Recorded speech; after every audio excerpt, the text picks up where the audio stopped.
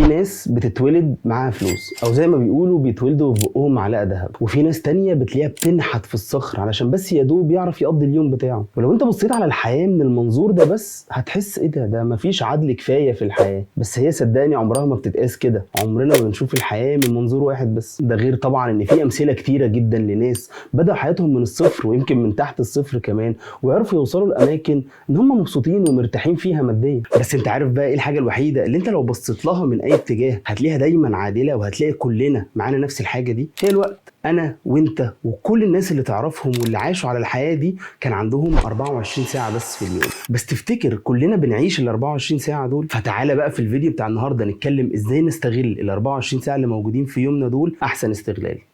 انا احمد البكر، وده فيديو جديد من فيديوهات علشان نبقى احسن.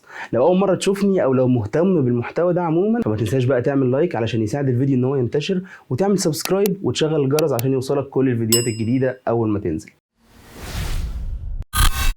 تنظيم الوقت او التايم مانجمنت اتهرس في كل حته. اول ما تفتح اليوتيوب او اول ما تفتح اي حاجه عموما هتلاقي في حد بيتكلم على طريقه معينه من طرق ازاي تنظم بيها وقتك، زي مثلا التايم بلوكينج والبومودورو والايزنهاور ماتريكس والباريتو برنسبل. والحقيقه ان كلهم طرق فعاله. ده حتى عندنا هنا في الشانل كنت اتكلمت قبل كده على فيديو بيتكلم عن فكره ازاي تاكل الضفدعه او ازاي تبدا باصعب تاسك عندك عموما، وكلهم طرق كويسه، كلهم طرق فعلا هتأدي ان انت تنظم وقتك. بس الحقيقه مش دي الحاجات اللي انا جاي اتكلم فيها النهارده، مش جاي اكلمك على طريقه ازاي تنظم بيها وقتك. في الفيديو ده تعال نتكلم كده نشوف اصل المشكله نفسها فين، وعلشان نشوف اصل المشكله فين تعال ناخد خطوه لورا. غالبا المشكله اللي عندي واللي عندك واللي عند اي حد عموما عايز ينظم وقته هي في كميه الحاجات اللي وراه، او بمعنى تاني هي في كميه الحاجات اللي معرفش يقول لا عليها. احسن طريقه علشان تنظم بيها وقتك بالنسبه لي هو ان انت تعرف تقول لا. يعني تخيل معايا كده في شغلك ايه اسرع ميتنج انت خدته في حياتك؟ 3 4 5 دقائق 10 دقائق؟ هو الاكيد ال100% ان اسرع ميتنج خدته في حياتك هو الميتنج اللي انت ما دخلتوش اصلا. ومش معنى كده ان انا بقول لك ان انت ما تحضرش الميتنجز اللي عندك والاجتماعات اللي في الشغل، بس صدقني في حاجات كتيره قوي بنعملها لمجرد ان احنا نعملها من غير ما نشوف احنا هنستفيد بايه من الحاجه اللي بنعملها دي، او هنستفيد بايه لو ما عملناش الحاجه دي. كم مره حد جه طلب منك طلب وانت بكل بساطه قلت له اكيد مفيش مشكله هعملها لك، وبعد 3 أو 4 ايام كنت تعبان ومرهق من كميه الحاجات اللي وراك كتير، صح؟ طب تعالى كده نفكر مع بعض، هو احنا ليه اصلا بنقول او ليه بالنسبه لنا دايما اسهل بكتير من ان احنا نقول لا؟ احنا بنوافق على معظم الحاجات مش عشان احنا عايزين نعملها، احنا بنوافق علشان ما نبانش ان احنا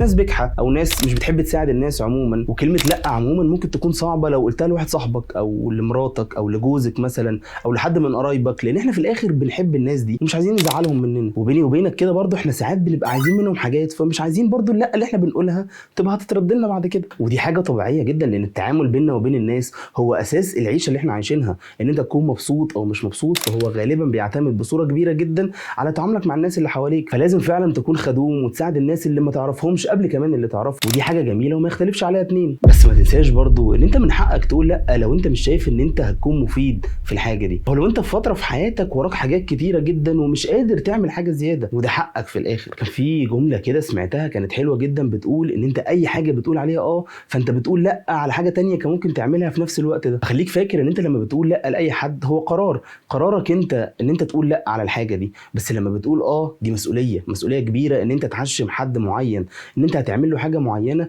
ويفضل الموضوع متراكم عليك فتره طويله لحد ما تحس ان انا مش قادر اعمل الحاجه دي. فانت كده بدل ما انت كنت من الاول ممكن تقول له لا فيشوف حد تاني ويساعده في الحاجه دي وكان الموضوع ساعتها هيعدي مش هيبقى فيه اي مشكله، فانت لا انت كده لبسته في الحيط كمان ان هو اعتمد عليك في حاجه معينه وانت في الاخر اكتشفت انا مش هقدر اعملها، انا بس قلت علشان اساعده، علشان انا عايز ابين له ان انا عايز اساعده. والحقيقه انت ممكن تختلف معايا وتقول لي لا انا شايف ان انا اي حد هيطلب مني حاجه انا من حقي ان انا اساعده او واجب عليا ان انا اساعده. بس في حاجه معينه انت ما ينفعش تختلف معايا فيها، وهي فكره ان انت تقول لا الحاجات اللي بتشتتك عن الحاجه اللي انت عايز تعملها. ودي اعتقد اهم مهاره محتاج تتعلمها لو عايز تنظم وقتك صح، ان انت ازاي تبعد نفسك عن الحاجات اللي بتشتتك دي، او ازاي تقول لها لا. عموما كتير جدا بتحصل لنا كلنا واولهم انا، فكره ان انا ابقى عايز اعمل حاجه معينه وابتدي فعلا ابدا فيها والاقي فجاه على الموبايل ظهر نوتيفيكيشن معينه، فما بحسش بالوقت غير بعد يمكن نص ساعه ولا حاجه وانا عمال اقلب في حاجات وما بداتش اي حاجه في اللي انا عايز اعمله. وبعد ما بتبدا وتقول لا خلاص انا هبدا المره دي ومش هخلي اي حاجه تشتتني،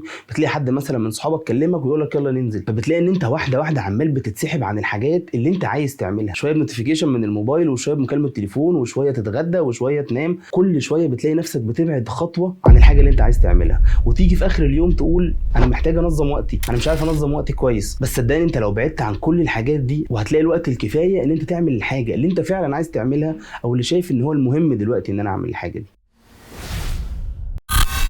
مهم جدا نقدر قيمه الوقت اللي عندنا، ونقدر نعمه ربنا علينا اللي اداها لنا كلنا زي بعض، وهي ال 24 ساعه في اليوم. ونفس ال 24 ساعه دي عندي وعندك وعند كل الناس. واحد زي ايلون ماسك عنده 24 ساعه بس في يومه وعارف يدير 3 أو 4 شركات في نفس الوقت، وانت عندك نفس الوقت اللي عنده بس مش عارف تخلص حاجه بسيطه جدا من اللي وراك، لان الفرق اللي بيننا وبينه ان هو عارف يستغل الموارد اللي عنده. الموارد اللي عنده دي من الاخر هي الوقت والفلوس. استنوا بقى الفيديو اللي جاي نتكلم عن ازاي ننظم الفلوس اللي معانا في الوقت الصعب اللي احنا عايشين فيه دلوقتي. بس كده، لو عجبك الفيديو ما تنساش تعمل لايك وسبسكرايب وتشغل الجرس عشان يوصلك كل الفيديوهات الجديده. اشوفكم في فيديو جديد، سلام.